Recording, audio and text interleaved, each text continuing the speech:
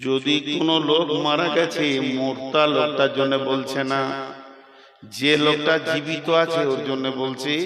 তুই যদি ওর জানা যায় গিয়ে খালি হাজরিটা দিয়ে দিস, তোর আমার নামাতে এক কিরাত নেকি লেখা হবে, একটা উহুদ পাহাড়ের সমান নেকি লেখা হবে।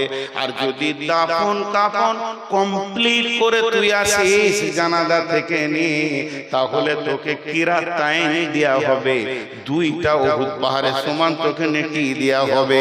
এই দুটি নেকি তুই পাবি। এবার মরে গেছে কে? সীতা পাহাড়িতে মরে গেছে হাজী আব্দুল সালাম।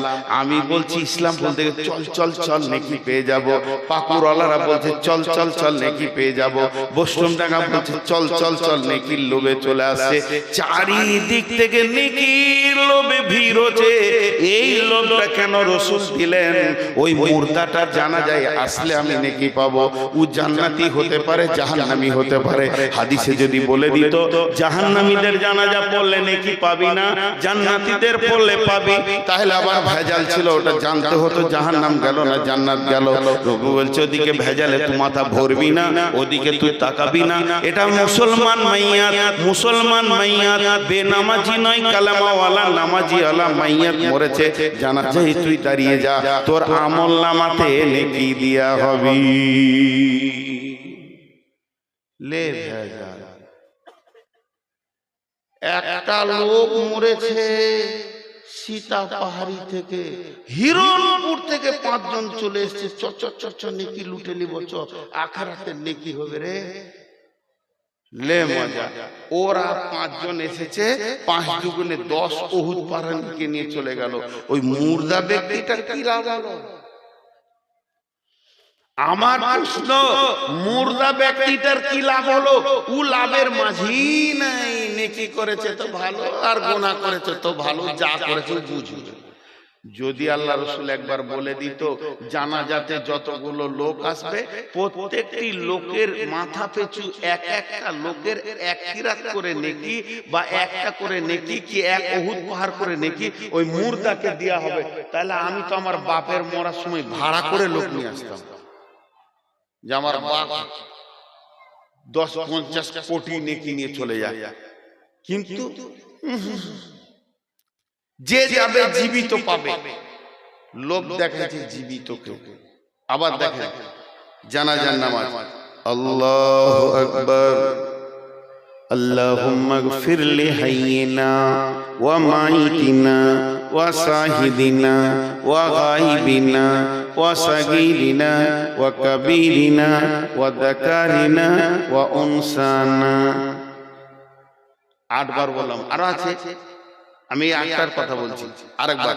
আল্লাহুম্মা গফির লি হাইয়িনা ওয়া মাইতিনা ওয়া সাহিদিনা ওয়া গায়িবিনা ওয়া সাগীরিনা ওয়া কাবীরিনা ওয়া যাকারিনা ওয়া উনসানা। আল্লাহুম্মা মান আহইয়াইতাহু মিন্না ফাহি আলাল ইসলাম ওয়া মান তাওফাইতাহু মিন্না ফাতাওয়াফাহু আলাল ঈমান।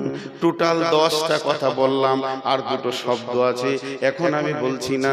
এই 10টার মধ্যে 10টা শব্দ, হে আল্লাহ তুমি মাফ করো জীবিতদেরকে, মাফ করো মৃত্যুকে, মাফ করো যে যে হাজির আছে, মাফ করো যে গায়েব আছে, মাফ করো যে ছোট আছে, মাফ করো যে বড় আছে, ক্ষমা করো নারীকে, ক্ষমা করো পুরুষকে, আর আমাদেরকে ইসলামের উপরে জীবিত রাখো, ঈমানের সঙ্গে মত দাও, ঈমানের সঙ্গে মত দাও। তাহলে মুর্দার জন্য কোন দেওয়াটা হলো? সব তো জীবিতদের জন্য হলো। 10টার মধ্যে 9টা হলো জীবিতদের জন্য দোয়া, আর একটা হলো মুর্দার জন্য, যাকে সামনে রেখে জানাজা পড়ছি। আল্লাহুম্মা গফির লি হাইয়িনা ওয়া মাইতিনা 1 বার হলো, আর 9 বার হলো জীবিতদের। তাহলে জানাজাতে জীবিতদের এত লাভ, আবার 2 পাহাড় নেকি, দোয়া গলা জীবিতরা লুটে নিয়ে চলে গেল, কিন্তু যে মরেছে ওর জন্য খালি 1 বার বলা হলো। তাহলে লাভটা মৃত্যু ব্যক্তির তো বেশি হলো না, বেশি হলো জীবিতদের। কারণ কি? ওই যে প্রথম উদাহরণ দিলাম, কে আমাকে ভিতরে অক্ষর ভরে করতে চাইছে সরকার কেকটা খা, কিন্তু অগলা পেটের ভিতরে ভর। এখনকার মিড ডে মিলটা দেওয়ার উদ্দেশ্য পেটের ভিতরে তুই অক্ষরটা ভর। তেমনি আল্লাহ তাবারক ওয়া তাআলা রাসূল জীবিতদেরকে এত লাভ দিলেন কেন? যে তুই আয় আর মুর্দা ব্যক্তিকে দুই চোখে দেখ, দেখলে পরে তোর বিবেকের দরজা খুলে যাবে, জ্ঞানের দরজা খুলে যাবে। যে জ্ঞানটা কোনো primary school, high school, college, university দিতে পারবে না। সারা পৃথিবীর যত বিদ্যালয় আছে এই জ্ঞানটা কেউ দিতে পারবে না। যে জ্ঞানটা জানাজা দিবে সেটা কি? একটা মৃত্যু ব্যক্তি, একটা জীবিত ব্যক্তি কিভাবে মরে গিয়ে মা বাপ, ভাই বোন, স্ত্রী, ছেলে, কন্যা, পুত্র, মাল সম্পদ সব বাঁধন কেটে কেটে কিভাবে ধীরে ধীরে নিজের কবরে চলে গেল, এই দৃশ্যটা তুই একবার দেখে আয়। আল্লাহ রাসূল বলতে চাইছে, ও আমার উম্মতের দল, লোকটা এখনই জীবিত ছিল, চায়ের দোকানে বসেছিল, এখনই মরে গেল। ওই লোকটার দিকে তুই তাকিয়ে দেখ, ওই লোকটা এখনই জীবিত ছিল। লোক বলবে আমার সঙ্গে কথা বলছে, গতকালকে আমার সঙ্গে কথা বলেছে, গত পরশু দিন একসঙ্গে পাকড় গিয়েছিলাম। সেই লোকটা জীবিত, লোকটা মৃত্যু হয়ে সমস্ত পৃথিবীর মায়ার বাঁধন কেটে স্বামী, স্ত্রী, ছেলে, মেয়ে, বিবি, বাল বাচ্চা, জমি জায়গা, নাতি পোতা, মাল সম্পদ, বাড়ি ঘর গাড়ি, সব সম্পদের মায়া কেটে ধীরে ধীরে কি করে কবরে ঢুকলো। এই দৃশ্যটা তুই যখন দেখবি তোর তখন বিবেকের দরজা খুলে যাবে মন। আর পৃথিবীতে পাগল হয়ে থাকবো না, এখন আমাকে কবরের পুঁজি তৈরি করতে হবে। এই ছেলে বস,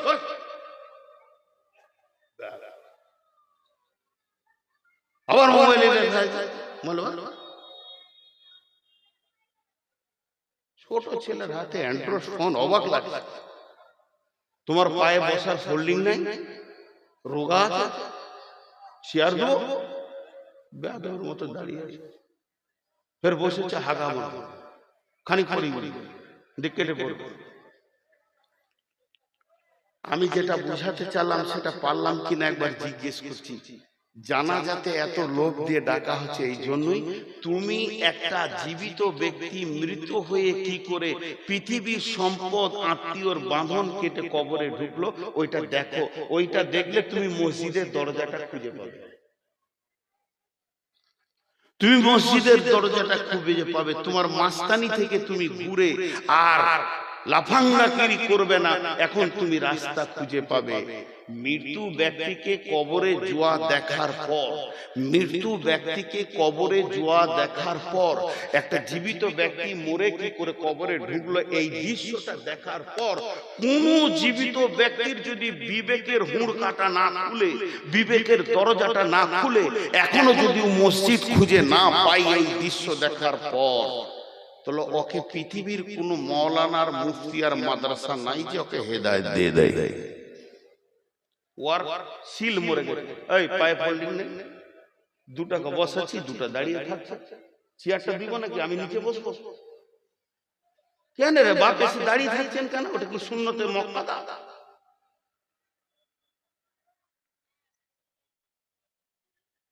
ভাইয়া খুব গুরুত্বপূর্ণ কথা। আমাদের শেষ মত, আমাদের শেষ মত,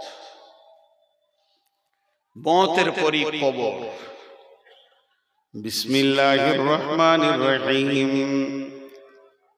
ওয়া ইদাল কুবুরু বু'সিরাত, ইসরাফিল যখন সুর ফুঁকবে তখন কবর থেকে মানুষকে উঠানো হবে। আবার সূরা আদিয়াতে বলছেন, আফালা ইয়ালামু ইদা বু'সিরা মা ফিল কুবুর, তুমি কি জানো না কবরের ভিতরে কে আছে লুকায়িত, তাকে তোলা হবে। কবর একটা এমন জায়গা, সেখানে ইমানদারও আছে, বেঈমানও আছে। তাদেরকে কবরে তোলা হবে। বন্ধুরে আমার, আল্লাহর নবী বলছেন বিসমিল্লাহির রহমানির রহিম, ইদা উদিয়াল মাইয়াতু ফিল কবরে আতাহু মালাকানে ফায়াকুলানি মান রাব্বুকা মা দীনুকা ওয়া মান নাবিয়ুকা।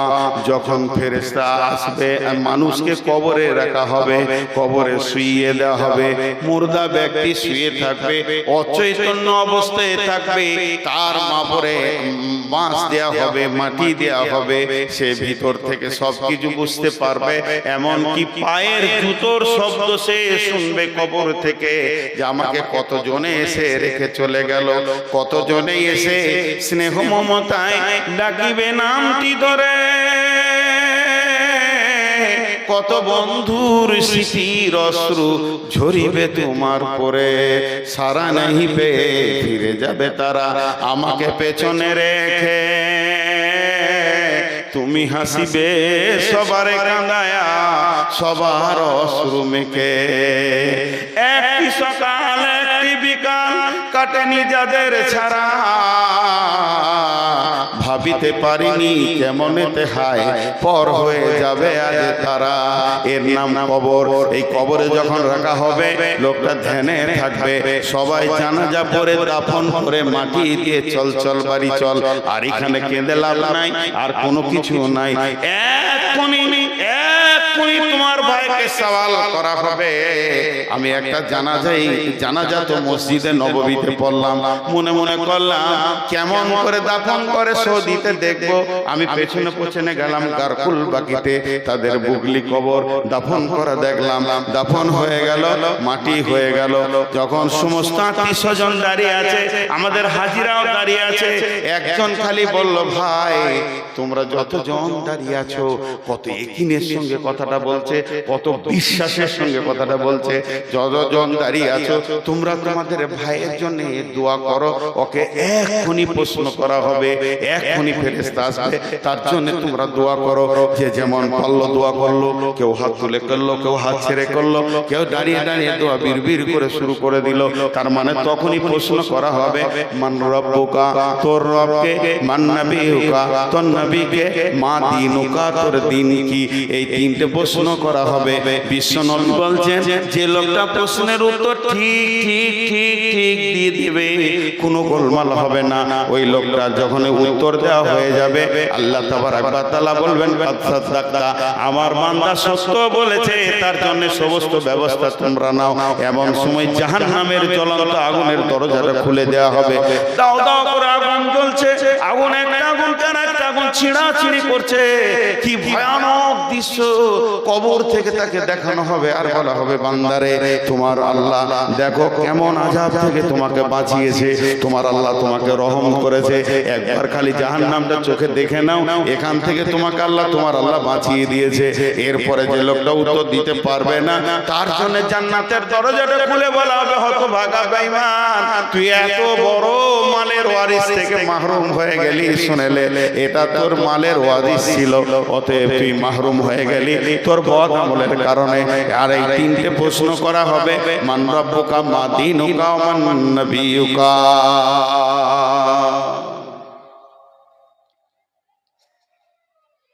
কবর এমন একটা জিনিস যে মানুষের সমস্ত চেতনার দরজা খুলে দেবে। কবর এমন একটা জায়গা, আপনার সাথে কেউ থাকবে না, আপনি একা, আপনি একা, সেদিন একা। জি, কবরে আযাব হবে। মাঝে একটা কথা বলে দিচ্ছি, কবরে আযাব সত্য। বিশ্বনবী হেঁটে সাওয়ার হয়ে, ঘোড়াতে খচ্চরে সাওয়ার হয়ে যাচ্ছিলেন, দুটা কবরে আযাব চলছিল, খেজুরের ডাল নিয়ে দুটা কবরে দিলেন, আর বললেন যতদিন ডালটা না শুকাবে কিছু আযাবটা হালকা হবে, মাফ হয়ে যাবে নয়। তার মধ্যে একজন গীবত করনেওয়ালা আর একজন পেচ্ছাপের ছিটা লেগে যেত, অত খেয়াল করতো না। আর এখনকার ছেলে পেচ্ছাপ করে পানি নেই না, পেচ্ছাপ করে পানি নেই না। আম্মা জান আয়েশা রাদিয়াল্লাহু তাআলা আনহা ঘরে আছেন, বিশ্বনবী নাই, একটা ইহুদিদের মেয়ে ভিক্ষা করতে এসেছে। মেয়েটা হলো ইহুদিদের। আম্মা জান আয়েশাকে বলছেন, আম্মা জান আয়েশা কিছু খাবার আছে কি? আম্মা জান আয়েশা বলছে ঘরেতে কিছু নাই। অনেক খুঁজে আমি 2টা খেজুর পেলাম। এই 2টি খেজুর এনে ইহুদির মেয়েটার হাতে দিলাম। যখনই মেয়েটা আমার খেজুরটা পেল, আমার খেজুরটা পাওয়ার পর ওই মেয়েটি আমাকে দোয়া দিল, রে আয়েশা আল্লাহ তোমাকে কবরের আযাব থেকে মুক্তি দান করুন। আমি অবাক হয়ে গেলাম, ই কেমন দোয়া! বিশ্বনবী যখন বাড়িতে আসলেন আমি বললাম ঘটনাটা, ও দয়ার নবী গো, শুধুমাত্র 2টি খেজুর দিয়েছি, যার বিনিময়ে আমাকে দোয়া দিয়েছে আল্লাহ যেন কবরে আযাব থেকে তোমাকে মুক্তি দান করে। কবরে আযাব কি হবে? নবীজি বললেন, আযাব আল কবরে হাক্কুন। আয়েশা রে, তুমি কি জানতে না এতদিন কবরে আযাব হলো বড় কঠিন, এটা হক, এটা হক, এটা হবেই। আম্মা জান আয়েশা বলছেন, এরপর থেকে আমি খুব সূক্ষ্ম ধ্যানে খেয়াল করতাম নবীজি যে দোয়াগুলো ফিস ফিস করে পড়তো, তার ভিতরে বাড়িতে যে নামাজগুলো পড়েছে, নফল পড়েছেন, সুন্নত পড়েছেন, আবার তাহাজ্জুদ পড়েছেন, তার রাসূল যখন দোয়া পড়তেন আমি খেয়াল করে দেখেছি এমন কোন নামাজ নাই যে নামাজে তাতে সুন্নত হোক, নফল হোক, ওয়াজিব হোক, যাই হোক, তাহাজ্জুদ হোক, যে নামাজে কবরে আযাব থেকে নিজেকে মুক্তি চাননি। আল্লাহ রাসূল ওই দোয়াটা আমাদের জন্য দিয়ে দিয়েছে। আমরা যখন নামাজে তাশাহুদে বসি তখন বলি, আল্লাহুম্মা ইন্নী আউযু বিকা মিন আযাবি জাহান্নাম ওয়া আউযু বিকা মিন আযাবিল কবরি ওয়া আউযু বিকা মিন ফিতনাতিল মাসিহিদ দাজ্জাল। এই দোয়াটা আমরা পড়ি। বিশ্বনবী প্রত্যেকটি নামাজের শেষে কবরের আযাব থেকে নিজেকে মুক্তি চেয়েছে।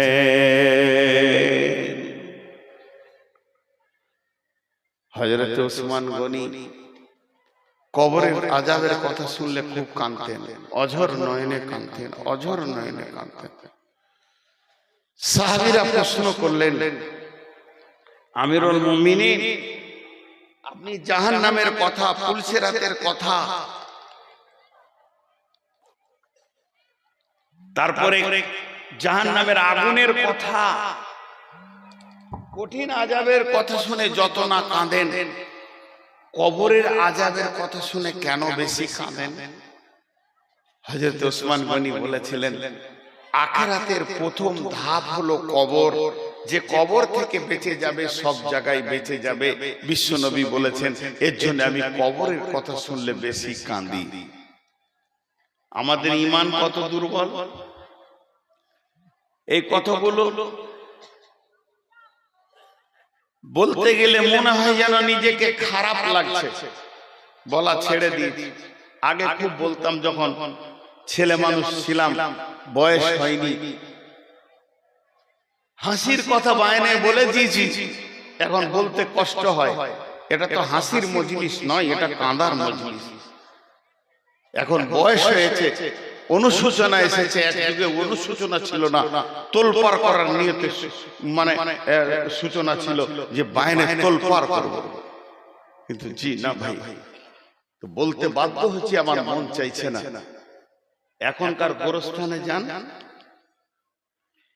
একটা লাশকে কবরে রাখছে,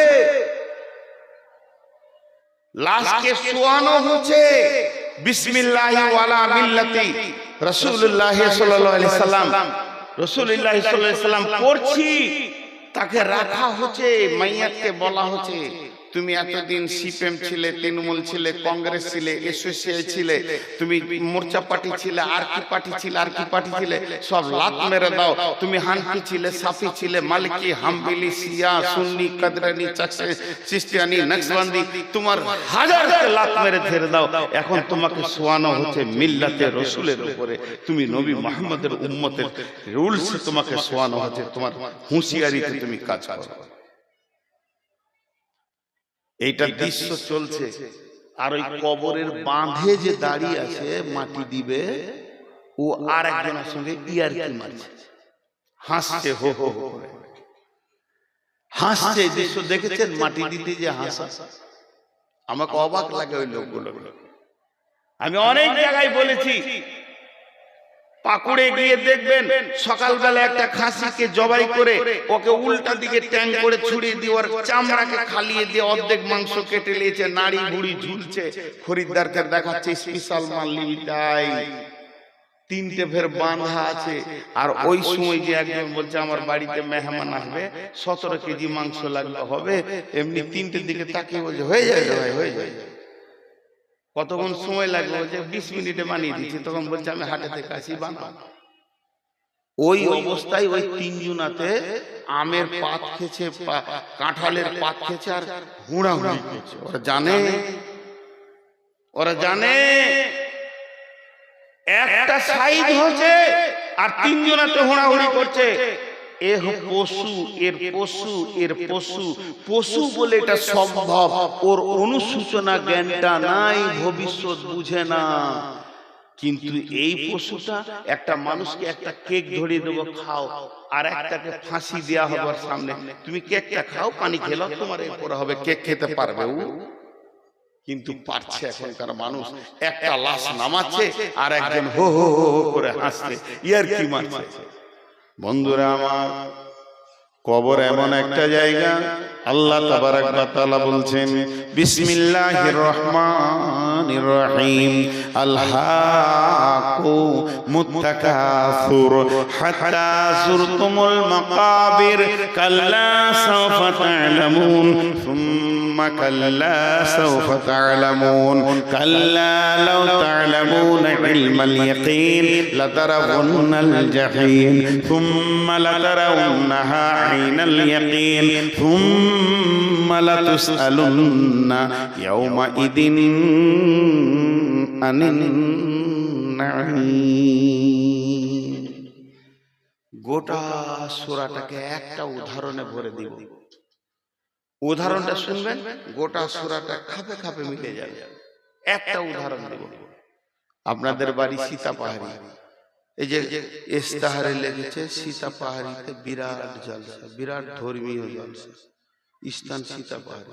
এটা লেখা ভুল হয়েছে, সীতাপাহাড়ি মাঠ লিখতে হতো, গাঁ থেকে 3 কিলোমিটার দূরে হয়েছে না, এটা ভুল হয়েছে, সীতাপাহাড়ি মাঠ লিখতো।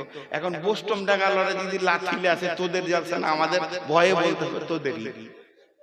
অর্ধেক চলে এসছে বোস্টম ডাঙ্গার কাছে, আর বোস্টম লাগারা ডেট খুঁজছে আমার কাছে যে একটা দিন দেন খ্যাপা, এই মাইকে জুড়ে দিলি হয়ে যেত 3টে মাইক, গোটা বোস্টম ডাঙ্গা তোলপার হয়ে যেত। চালাক লাই বলি, ওদিকে একটা মাইক ভাড়া করে 20-25টা চোং জুড়ে দেন, বোস্টম ডাঙ্গি শুনেলেন, এদের খরচায় আপনাদের তেলে বেগুন ভেজে গেল। জি, তো এবার উদাহরণটা শুনেন। উদাহরণটা হচ্ছে যে আপনার এই সীতাপাহাড়ির একটা ছেলে হিরণপুরে চাকরি করে। মন দিয়ে শুনবেন, অনেকবার পাবেন বলে ইউটিউবাররা তো দেয়, আর ইউটিউবাররা থাম্বনেল বানাবে, এবার পাহাড় পর্বত করে দেখিয়ে দেবে। এদের আল্লাহ যে কখন জ্ঞান দেবে। ইউটিউবাররা অর্ধেক বেরেনি চলে গেছে, আর টোটোওয়ালাদের মাথায় বেরেনি নেই, রাস্তার মাঝে ছাড়া যাবে না ওদের। আল্লাহ যার বিবেক শেষ করে দেয়, ওকে টোটো কেনার তৌফিক দেয়। আগে ওর বিবেক শেষ, তারপরে ও টোটো কিনবে, আল্লাহকে পয়সা দেবে, যা খাটা, এই করে খাটা। মাঝে মাঝে আমার এক ড্রাইভার আফসোস করে বলছে যে সরকার খালি কলকাতা এয়ারপোর্টের গেটটা আটকে রেখেছে, নাহলে ওরা ঢুকে যেত, দুবাইয়ের প্যাসেঞ্জার চাপিয়ে নিত। টোটো একবার যদি এয়ারপোর্টে ঢুকতে পায় না, দুবাই, মরক্কো, সুদান, আমেরিকা, ইংল্যান্ডের প্যাসেঞ্জার চাপিয়ে বলবে তোরা খালি চুপ করে বস, 3 মিনিটে পৌঁছে দিচ্ছে। ওদের মাথাটা কিছুই নেই, ফাঁকা মাথায় টোটো চালায়। জি, তো যে কথাটা বলছি, একটা ছেলে সীতাপাহাড়ি চাকরি করে হিরণপুরে, প্রতিদিন যায় একবার, আসে একবার। এই রাস্তাটা প্রতিদিনও দুবার দেখে, দুবার দেখে, দুবার দেখে, দুবার। সকালে একবার যায়, বিকালে আসে, সকালে যায়, বিকালে আসে। 3 মাসে কবার দেখবে? 3 মাসে কবার দেখবে? 180 বার। কথা বলে না, সব চুপ করে আছে। 3 মাসে 180 বার দেখবে। এরই মাঝে ওই রোড হাই রোডকে এই হিরণপুর যেতে পাকুড় পার হয়ে যে ব্রিজটা আছে, ব্রিজটাকে সরকার জিসিপি দিয়ে উড়িয়ে দুই দিকে খাল করে 30 ফুট খাল করেছে, পাইলিং করে ভালো করে ব্রিজটা বানাবে, উঁচা করে যারা না ভাঙে দিয়ে দুই দিকে রড গুলো খালি ওপর দিকে হয়ে আছে, বাকি নিচে ঢালাইটা হয়েছে, বাকি কাজ এখন বাকি আছে। 3 বন্ধুতে জালসা শুনতে গেছে মোহনপুর, মোটর সাইকেল নিয়ে দিয়ে একজন চালাচ্ছে আর দুজন বসে আছে আর গল্প শুরু করেছে। চাকরি তো করছি রে, তুই করছিস, তুই তো স্কুলে চাকরি করছিস, আমি তো ব্যাংকে করছি, আমি তো হসপিটালে পেলাম, ভাই কেমন কি আছিস বল। বলে পাকুড়ে জায়গা নিয়েছি। তারপরে আবার বলছে হিরণপুরে জায়গা কিনেছি, ব্যাংকে এত টাকা আছে, একটা ফ্ল্যাট বাসা নিলাম, আমি ওই জায়গায় বিয়ে করেছি, আমার বউ খুব সুন্দর, আমার শ্বশুরের ফ্যামিলি খুব সুন্দর, আমি ভালো আছি, আমার ইনকাম এত, এই টাকা পয়সা ঘর বাড়ি জমি জায়গা পুকুর বাগান, টাকা পয়সা ঘর বাড়ি জমি জায়গা পুকুর বাগান, এই 3টে কথাতে এরা এত গভীরে চলে গেছে, মেতে গেছে। কে কত টাকা করলি, কে কত পয়সা করলি, আর গাড়ি খালি হুর করে দৌড়ছে। বলছে আমি মনে করছি যে সামনের সপ্তাহে এই কোর্টের সামনে জায়গাটা বিক্রি আছে, নিব ভাই না দিয়ে দিয়েছি। এই বলতে বলতে 3 জন ভুলে গেছে যেখানে ব্রিজটা নাই, দপ করে পড়লো। 3 জনা যখন পড়লো, শুধু পড়েনি, একজন পড়ছে তো রডের উপরে সমস্ত শিখগুলো গেঁথে গেছে 3 জনকে। রাত রেটটা অন্ধকার রাত, বাইকটা আর এক জায়গায় পড়েছে, ভেঙে চুরমার হয়ে গেছে। তারা ওখানে রক্ত স্খলন শুরু হয়ে গেছে, রক্ত বেরোতে বেরোতে বেরোতে বেরোতে 3 জন মরছে, একে অপরকে দেখছে, কেউ কারো সাহায্য করতে পারছে না। ওই রাতে আর কেউ নাই রাস্তাতে, 3 জন মরে গেল। তাদের দুনিয়ার চিন্তাটা এত বেশি ছিল, এই খালটাকে তারা ভুলে গেছিল। তাদের দুনিয়ার চিন্তাটা এত বেশি ছিল, দিনে 2 বার দেখে 3 মাস ধরে দেখছে, 180 বার খালটাকে দেখেছে, তারপরও ভুলে গেছে। কেন? যে তাদের মাল আর ধন আর টাকা পয়সা তাদেরকে ভুলিয়ে দিয়েছে। যে ছেলেটা প্রতিদিন 2 বার দেখে, ওই আবার গাড়িটা চালাতে গিয়ে 3 জন মারা গেল। লাভ হলো না, লাভ হলো না, লাভ হলো না, লাভ হলো না। তাদের ওই দেখাটাও লাভ হলো না, তাদের অ্যাক্সিডেন্টের পরে আর বাঁচে উঠতে পারলো না, সেটাও লাভ হলো না। আল্লাহ তাবারাক ওয়া তাআলা বলছেন আল্লাহু মুতাকাসুর হাত্তা সুরতুমুল মাকাবির। হে পৃথিবীর মানুষ, হে এলাকার মানুষ, সীতাপাড়ি এলাকার মানুষ, হে দুনিয়ার মানুষ, তোমরা কান করে শোনো। কবরকে কতবার দেখেছো একবার অঙ্ক করে দেখো। এই মোর হাতে কুদাল ধরিয়া কঠিন মাটির তলে গাড়িয়া দিয়েছি, কত সোনামুখ নয় চোখের জলে। জীবনে আমি কবরকে কতবার দেখেছি। আব্বাকে যেদিন দিয়েছি কবর দেখেছি, মাকে দিয়ে এলাম কবরকে দেখলাম, দাদা দাদিকে দিতে গেলাম কবরকে দেখলাম, গায়ের 20খানা মাইয়াত হয়েছে কবরকে 20 বার দেখেছি। পাড়া আত্মীয় স্বজন নিয়ে আরো 80 বার আমি জানাজা পড়েছি। আমার জীবনে 200টা জানাজা পড়ে নিলাম, কবরকে 200 বার দেখলাম। কিন্তু আমার মাল, আমার জমি, আমার টাকা কবরের মাথাতেই উড়ে গেছে। কবরে যে আমাকে যেতে হবে এটাই আমি ভুলে গেছি। কিন্তু আজরাইল যেদিন এসে মোলাকাত বলছে, তৈরি হও বন্ধু, এতদিন লোকের দেখেছি, এবার তুমি নিজে ঢুকবে, তৈরি হও। আল্লাহুমুত তাকাসুর হাত্তা জুরতুমুল মাকাবির। ধুপ করে কবরে যে শুয়ে গেল। তাহলে কবরে প্রথমবার শুই নাই। আমি একটা ছেলেকে বলছি, এ বেয়াদবি করবি না।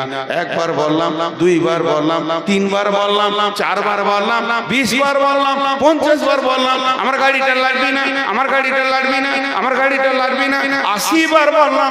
এরপরে কানে একটা পড়াত করে মেরে দিলাম। আপনি হাতটা ধরে বলছেন, ছেলেটা মারছেন কেন, কি করেছে? তুমি কি জানো না ওকে আমি 80 বার বলেছি? এটা কি তোমার খেয়াল নাই? আল্লাহ বলছে, তোকে কি আমি হঠাৎ টেনে নিয়েছি নাকি, তোকে আমি হঠাৎ কবরে ভরেছি, এটা কোনোদিন বলবি না। অঙ্ক করে দেখ গা, তোকে যখন জীবিত ছিলে তোকে কতবার আমি কবর দেখিয়েছি। আমার নবীকে দিয়ে কবরের পাশে গেলে নেকি হয় এটা আমি বলেছি। আমার নবীকে দিয়ে তোর জানাজার নেকি করে দিয়ে তোকে আবার কবরের কাছে এনে কতবার কবর দেখিয়েছি, তোকে আমি অঙ্ক করে বলে দেব।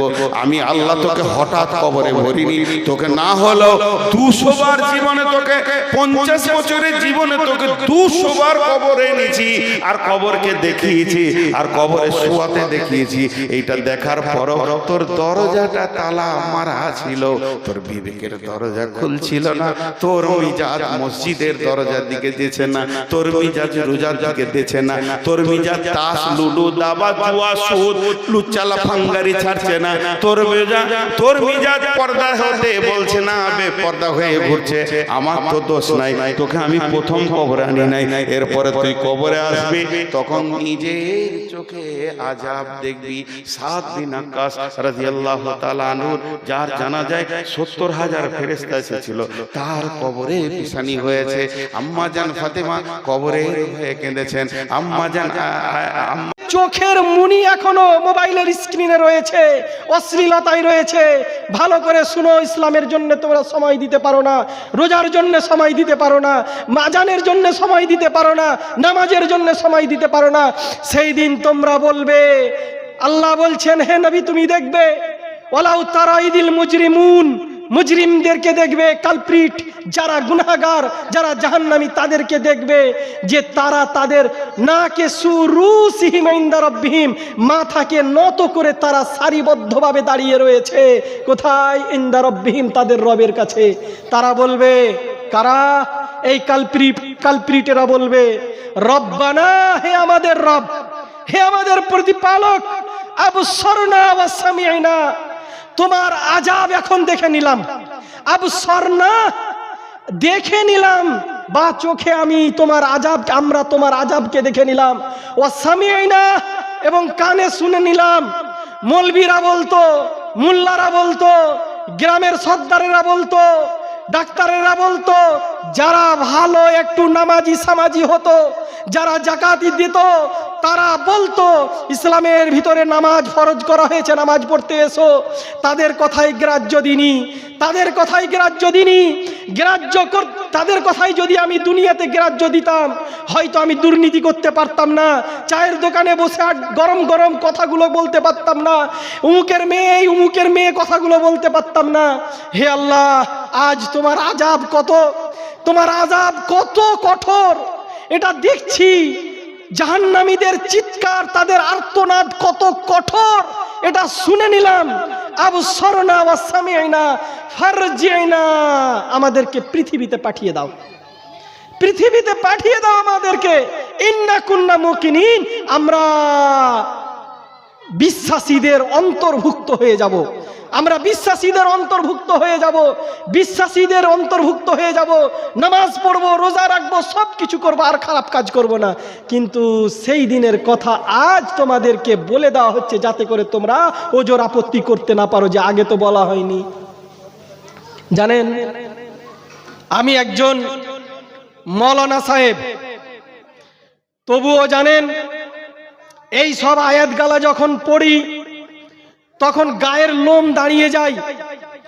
যারা এই পৃথিবীতে সময়কে নষ্ট করছেন, অপচয় করছেন, সেই দিন কিয়ামতের দিন একটা মুহূর্তের জন্যে জাহান্নাম থেকে জাহান্নামীরা চিৎকার করবে।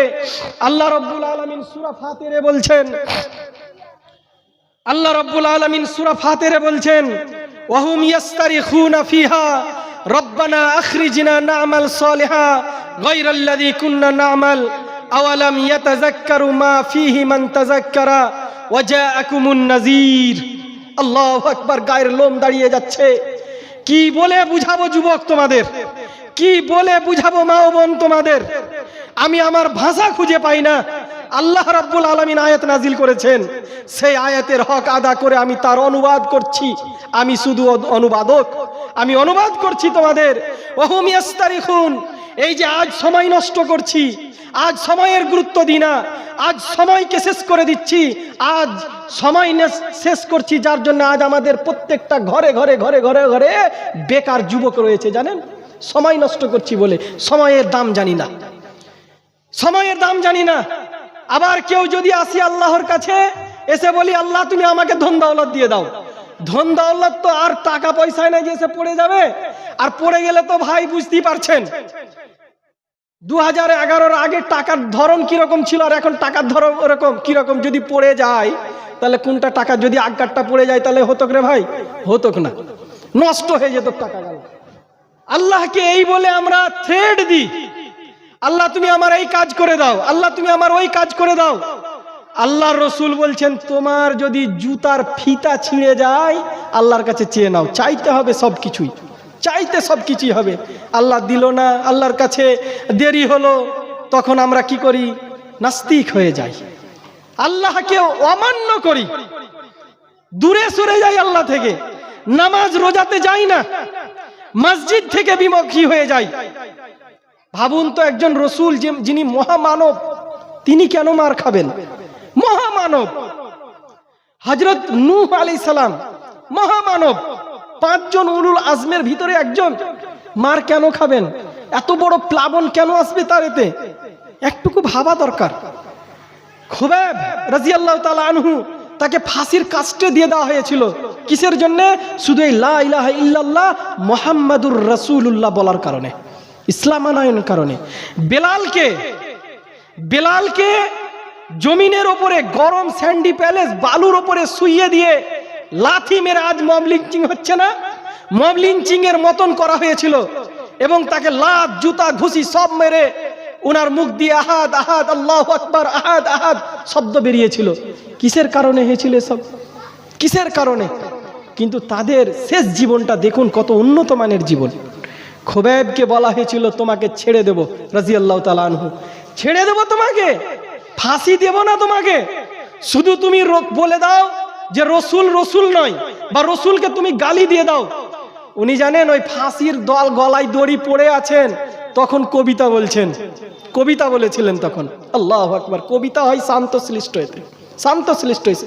আর যুবক তোমরা বেরোজগার, এই 2000-2500 নিয়েই তোমরা থাকবা, তোমরা বেরোজগার এই জন্যই যে তোমরা সময়ের দাম দাওনি, যে সময়ে যেটা করা উচিত ছিল সে সময়ে সেটা করনি। আর যদি যে সময়ে যেটা করার, যেটা আল্লাহ বিধান দিয়েছেন সেই বিধান অনুযায়ী যদি কাজ না করো, তাহলে 60-70 বছর পৌঁছাতে পৌঁছাতে তোমাকে রিস্কা ভ্যান টানতে হবে। এটা লিখে রেখে যুবক। কেন? তোমাকে সেই সময় দেওয়া হয়েছিল, সফল হতে হবে, উত্তীর্ণ হতে হবে। আল্লাহ তোমাকে বাড়ি করে রিজিক দিয়ে যাবে না। আল্লাহ বলছেন তুমি কর্ম করো, ভালো করে শুনুন, আল্লাহ বলছেন কর্ম তুমি করো, রিজিকের মালিক আমি। কর্ম করবে না, রিজিক পাবে না। আজ দেখুন আমাদের ভারতবর্ষে মুসলিমদের অবস্থা দেখুন, গায়ের মুসলিমদের অবস্থা দেখুন, তাদের টাকা পয়সায় পাহাড় লেগে আছে। কেন? আমার চাহিদা খেলাড়ি বিরাট কোহলি এবং ধোনি, ইনারা আমাদের সমবয়সী, ইনাদেরকে যখন আমি দেখি ইনারা আমাদের থেকে টাকা পয়সায় কত হাজার গুণে বেশি। কেন? ইনারা কর্ম করেছেন সেই রকম। টাকা পয়সায় বেশি থাকতে গেলে ইমানদার এমনটা নয়, কর্ম যেমন করবেন সেই রকম আপনি ফল পাবেন। আল্লাহ বলছেন তুমি কর্ম করো, আমি তোমাকে রিজিক দেব। সারা পৃথিবীবাসী হচ্ছে আমার বান্দা, সে হিন্দু হোক, মুসলিম হোক, জৈন হোক, যারা মানব জাতি, সমগ্র পৃথিবীর মানবের রব হচ্ছে আমি আল্লাহ। এই জন্য আল্লাহ বলছেন আলহামদুলিল্লাহ রব্বিল আলামিন, দুটো জগতের পালনহার হচ্ছে আমি। তোমরা কর্ম করো, আমি তোমাদেরকে রিজিক দেব। কথাটা ভালো করে মাথায় ভরে নিও, রিজিক দেব। আমি কর্ম করতে এসেছি এখানে, আমার কর্ম আমি এই লাইন শিখেছি, আমি আমার মৌলানা শিখেছি। আলহামদুলিল্লাহ একটা সরকারি কাজ করি, আলহামদুলিল্লাহ আমি সেই করেছি। ভাইয়েরা এসেছেন, ইনারা এটাতে পারদর্শী। ওই জায়গাতে যদি আমাকে বসিয়ে দেন, এই মাইক বারে বারে খারাপ হতেই থাকবে। রাত জেগে আছেন, উনাদের সন্তান আছে, উনাদের স্ত্রী আছে, উনাদের ছেলে মেয়ে আছে, খাবার দাবার আছে, সবকিছু ছেড়ে দিয়ে কর্ম করছেন।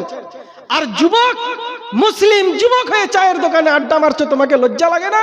বাপের কাছে হাত পাচ্ছ তুমি। হয়তো আবেগে দুটা কথা বলছি, কিন্তু আমার হক এই মুসলিম উম্মাহকে জাগানোর। সেই দিন, কিয়ামতের দিন, একটুকু সময়ের জন্য তোমরা চেয়ে নেবে। আল্লাহ বলছেন ডাকেন না মাওলানা, ওয়াহুম ইয়াস্তারিখুনা ফিহা, কি সেই দিন জাহান্নাম থেকে জাহান্নামীরা আর্তনাদ করবে, চিৎকার করবে, কি হে আল্লাহ, আমাদেরকে তুমি এখান থেকে বের করো।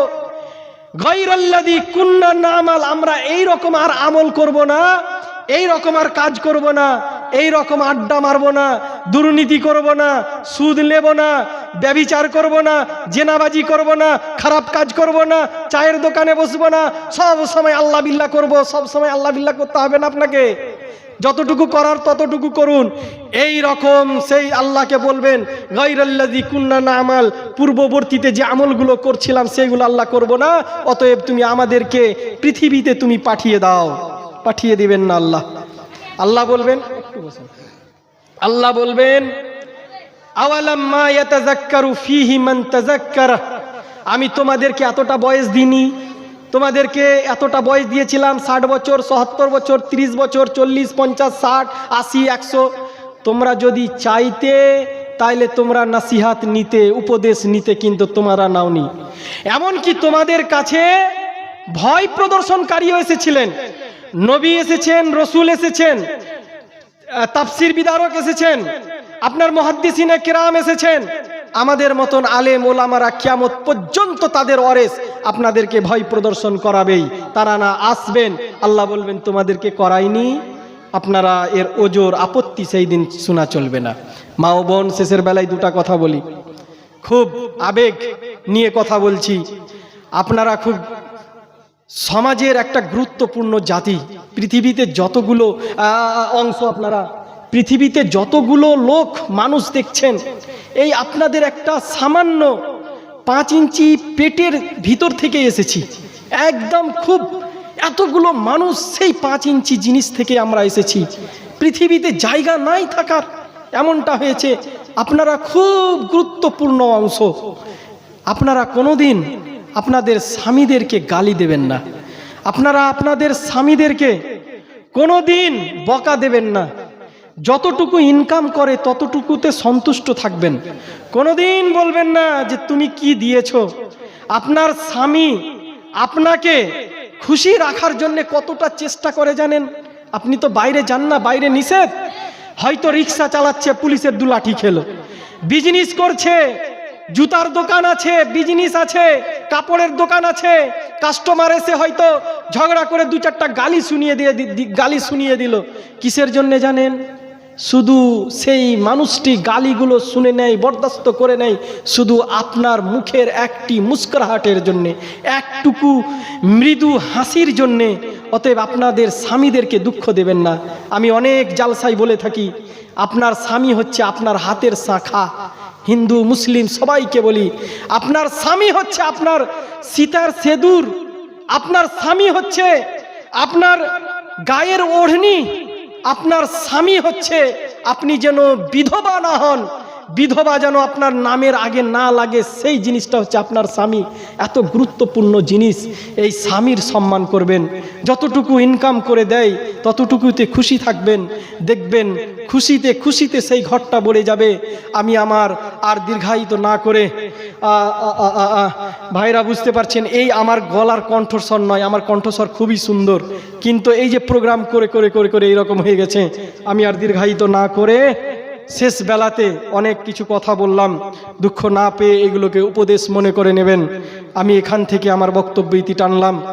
আসসালামু আলাইকুম ওয়া রাহমাতুল্লাহি ওয়া বারাকাতুহু। ঈসা ভাই, আলহামদুলিল্লাহ, বলেন এবার আপনি। এখানে এটা খুলিয়ে না। আলহামদুলিল্লাহ, আসসালামু আলাইকুম। আমার স্নেহবার প্রফেসর মৌলানা আবু সালিম সাহেব,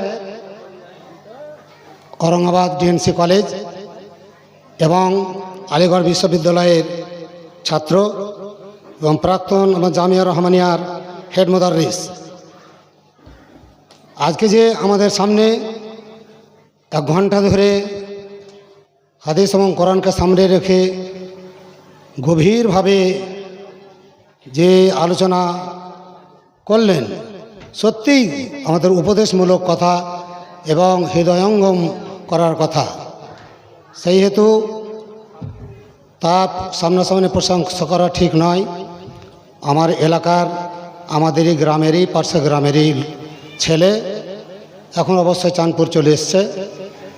তো জানি তাদের আচার আচরণ, তাদের অস্তবর স্তবর সব কিছু আমার অকেফাল।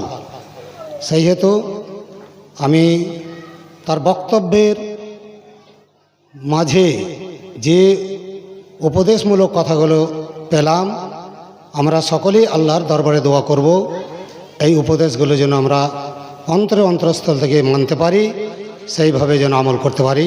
আল্লাহুম্মা আমিন। এখন রাত 10:15 বেজে গেল।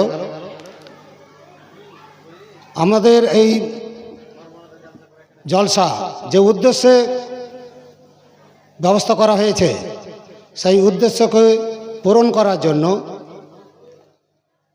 এখন আমাদের স্নেহবার জামিয়া রহমানিয়ার প্রাক্তন ছাত্র এবং বর্তমান লোহরপুর দারুল উলুম মাদ্রাসার শিক্ষক মাওলানা কারি ঈসা সাহেব আপনাদের সামনে আসছেন। আমাদের সামনে গভীর কণ্ঠে সুমধুর গলায় হাদিস কোরআনকে সামনে রেখে এবং মসজিদের যে চাহিদা, যে দরকার, সেই দরকারটাকে সামনে রেখে উনি বক্তব্য রাখবেন। তারপরে একটা কথা বলি, আমি রুহুল আমিন দীর্ঘদিন থেকে আপনাদের এখানে আছি। হায়াত মহতের কথা বলার কিছু নেই। মাইকের আওয়াজ আপনারা সকলে, মা বোন ভাই বন্ধু সবাই শুনতে পাচ্ছেন। আমাকে নিজ গুণে ক্ষমা করে দিয়েন। আল্লাহ হায়াত রাখে তো আছি। আমার বলার উদ্দেশ্য হচ্ছে এই জলসাকে কেন্দ্র করে, মসজিদকে কেন্দ্র করে এই পাড়া থেকে ও পাড়া পর্যন্ত, যত দূর পর্যন্ত এই মসজিদের আন্ডারে সব আছেন ভাই বন্ধু বাবাজি মা বোনেরা, সকলের বাড়ি গিয়েছি। এইটাই আমি আল্লাহ লাখ শুকরিয়া আদায় করি, কৃতজ্ঞতা প্রকাশ করি যে কেউ ফিরিয়ে দেয়নি এই মসজিদকে কেন্দ্র করে। আপন আপন শক্তি সামর্থ্য হিসাবে সকলেই দিব বলে প্রতিশ্রুতি দিয়েছে, কেউ নগদে দিয়েছেন। এখন আমাদের মসজিদ কমিটির যে সদস্য, সভাপতি, সেক্রেটারি সত্যি উদারতার সঙ্গে কাজ করে যাচ্ছেন, যার ফলস্বরূপ আমরা চোখের সামনে আমরা দেখতে পাচ্ছি। আমি তাদের জন্য আরও একটু অন্তর থেকে দোয়া করব যে তারা যেন আরও একটু সক্রিয় মনোভাব নিয়ে এই কাজে জড়িয়ে থাকে। এখন যারা, যে মা বোনেরা, যে ভাই বন্ধু যারা যে প্রতিশ্রুতি যেটা আমাকে কাগজে খাতাতে লিখিয়েছেন, আমার স্নেহের কারি ঈসা সাহেবের মাধ্যমে দোয়া পরিবেশন হবে। আসসালামু আলাইকুম।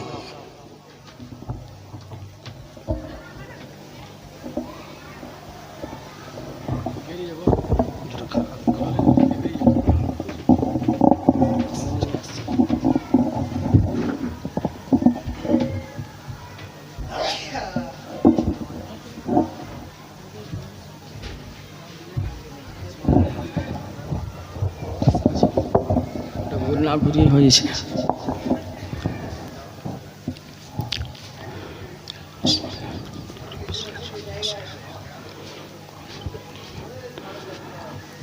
আসসালামু আলাইকুম ওয়া রাহমাতুল্লাহি ওয়া বারাকাতুহু। বক্তব্য শুরু করার আগে এলাকার সমস্ত ভাই ও বাবা জীবন এবং পর্দানাসীন মা ও ভগ্নীগণদের অনুরোধ করব যে আপনারা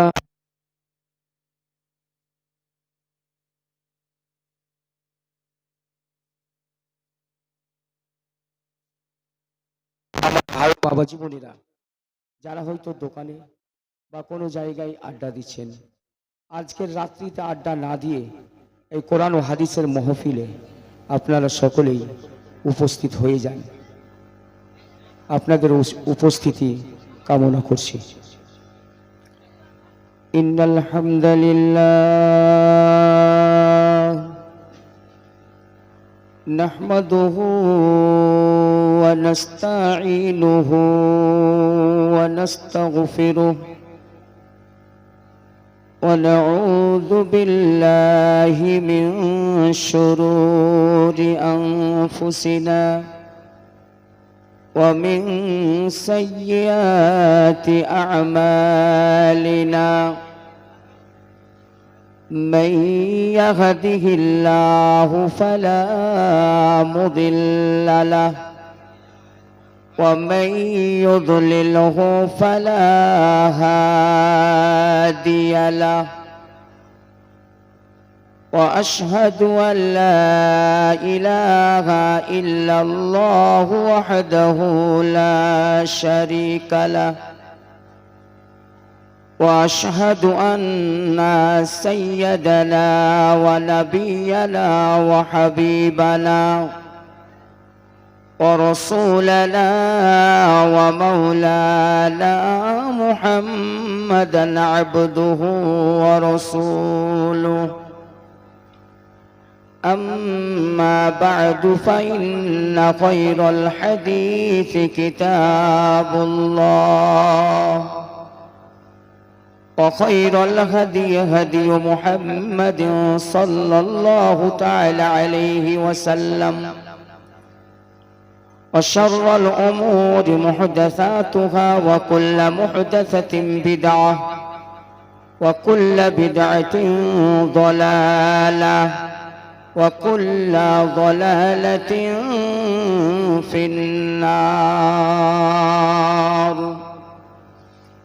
أعوذ بالله من الشيطان الرجيم. بسم الله الرحمن الرحيم. وما خلقت الجن والإنس إلا ليعبدون ما أريد منهم من رزق وما أريد أن يطعمون إن الله هو الرزاق ذو القوة المتين. وقال الله تبارك وتعالى في موضع آخر وأن المساجد لله فلا تدعوا مع الله أحدا. وقال النبي صلى الله تعالى عليه وسلم من بنى لله مسجدا بنى الله له بيتا في الجنة.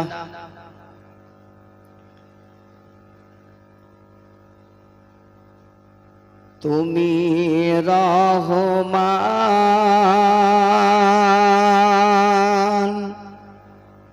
তুমি মেহেরবান অন্ধ গাহে না শুধু তোমার গুণগান। তুমি রহমান তুমি মেহেরবান অন্ধ গাহে না শুধু তোমার গুণগান। বুঝেও বুঝে না তব শান তুমি রহমান তুমি মেহেরবান অন্ধ গাহে না শুধু তোমার গুণগান। জনম জনম যদি গাহি তোমারি মহিমা গাওয়া শেষ হবে নাহি। জনম জনম যদি গাহি তোমারি মহিমা গাওয়া শেষ হবে নাহি ভোরেও ভরে না যেন সাহারাই প্রাণ তুমি রহমান তুমি মেহেরবান অন্ধ গাহে না শুধু তোমার গুণগান তোমারি করুণা ঘিরা সারা দুনিয়া সে কথা ভাবে না শুধু বধির হিয়া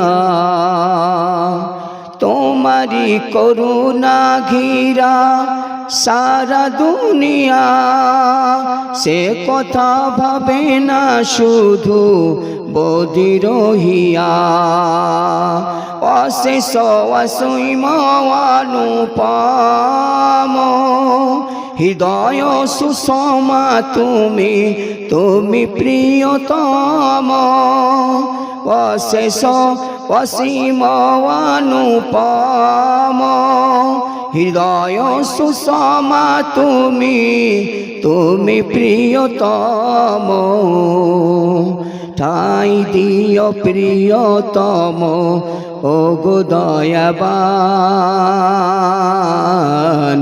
তুমি রহমান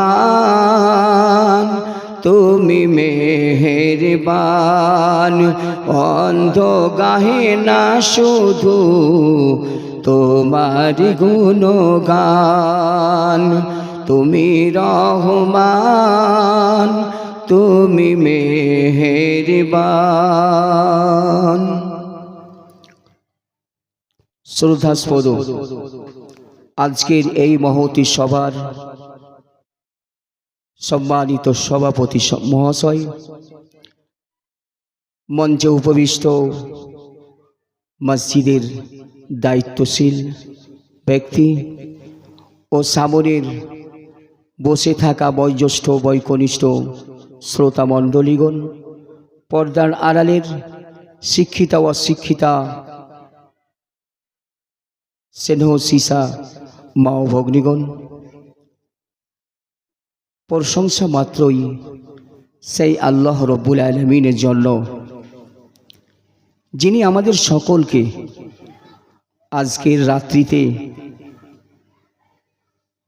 কুরআন ও হাদিসের আলোচনা সভায় বসার তৌফিক দিয়েছেন। সেই আল্লাহ রব্বুল আলামিনের আমরা সংক্ষিপ্ত তারিফ করি, সংক্ষিপ্ত প্রশংসা করি, সকলেই বলি আলহামদুলিল্লাহ। তার সংক্ষিপ্ত প্রশংসার পর তারই প্রেরিত হাবিব মা আমিনার নয়নের টুকরা খাতামুন নবিয়্যিন সৈয়দুল আম্বিয়া আলোর দিশারি দয়ের কান্ডারি রাহমাতুল লিল আলামিন নবী মুবাশশির নবী আহমদ নবী মুহাম্মদুর রাসূলুল্লাহ সাল্লাল্লাহু আলাইহি ওয়াসাল্লাম তার প্রতি অসংখ্য দরুদ ও সালাম বর্ষিত হোক। সকলে বলি আমিন। আল্লাহুম্মা সাল্লি আলাইহি ওয়া বারিক আলাইহি। সম্মানিত হাজিরিন, আপনারা পূর্বেই অবগত হয়ে গেছেন যে আমি আজকে আপনাদের সামনে কি বিষয়ের উপরে আলোচনা করব। যেহেতু এই সভা মসজিদ কেন্দ্রিক, সেহেতু মসজিদের দিকে ইঙ্গিত ইশারা আপনাদেরকে করতেই হবে, সে বিষয়ে বলবো। তার আগে মহান আল্লাহ রব্বুল আলামিন তিনি আমাদেরকে এত সুন্দর করে সমস্ত মাখলুকাতের চেয়ে তিনি সুন্দর থেকে সুন্দরতম করে মানুষ করে সৃষ্টি করেছেন। তিনি আমাদেরকে মানুষ করে কেন সৃষ্টি করেছেন? তিনি তো চাইলে অন্য কোনো জীবগুলো যেগুলো আমরা সচরাচর দেখতে পাচ্ছি, তিনি ইচ্ছা করলে পারে সেই সমস্ত জীবগুলো আমাদের বানাতে পারতেন। আমাদের চোখের সামনে কিছু প্রাণী আছে যেগুলোকে দেখলে মানুষ দূর দূর করে, দেখলেই কেউ পাথর ছুঁড়ে, বাচ্চারা পাথর ছুঁড়ে, সামনে যা পায় তাই ছুঁড়ে। ওই সমস্ত প্রাণীগুলো তো আল্লাহ আমাদের বানাতে পারতেন, কিন্তু না, তিনি আমাদেরকে মানুষ করে সৃষ্টি করেছেন। আমাদেরকে তিনি অত্যন্ত সুন্দর করে, সুন্দর পরিকাঠামোতে তিনি আমাদেরকে সৃষ্টি করেছেন।